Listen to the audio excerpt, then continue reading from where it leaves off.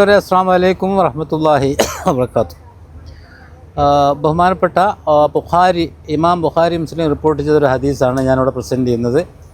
എനിക്ക് വഴിപ്പെട്ടവർ അള്ളാഹുവിനെ വഴിപ്പെട്ടു, എനിക്ക് വഴിപ്പെട്ടവർ അള്ളാഹുവിനെയും വഴിപ്പെട്ടു എന്നാണ് ഇതിൽ പറയുന്നത്. അതായത് റസൂലുള്ളാഹി സ്വല്ലല്ലാഹു അലൈഹി വസല്ലമ അരുളി ചെയ്തൊരു ഹദീസാണത്. റസൂലുള്ളാഹി സ്വല്ലല്ലാഹു അലൈഹി വസല്ലം വഴിപ്പെട്ടവർ അള്ളാഹുവിനെ ഭയപ്പെട്ടു, അതായത് റസൂലുള്ളാഹിനെ അംഗീകരിച്ചവർ അള്ളാഹുവിനെ അംഗീകരിച്ചു എന്നുള്ളതാണ് ഇതിൽ നിന്ന് മനസ്സിലാക്കുന്നത്. അപ്പോൾ നമ്മൾ റസൂലുള്ളാഹിൻ്റെ സർവ്വ സുന്നത്തുകളും നിർദ്ദേശങ്ങളും നമ്മൾ വഴിപ്പെട്ടുകൊണ്ട് ജീവിക്കുകയാണെങ്കിൽ മുഴുവനായിട്ടും അള്ളാഹുവിനെ വഴിപ്പെട്ടു എന്നാണ് ഇതിൽ നിന്ന് നമുക്ക് മനസ്സിലാവുന്നത്.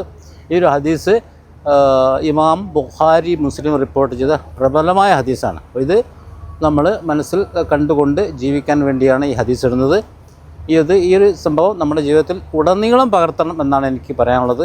വാഹിറ ദഅവാന അൽഹംദുലില്ലാഹി റബ്ബിൽ ആലമീൻ. അസ്സലാമു അലൈക്കും വറഹ്മത്തുള്ളാഹി വബറകാതുഹു.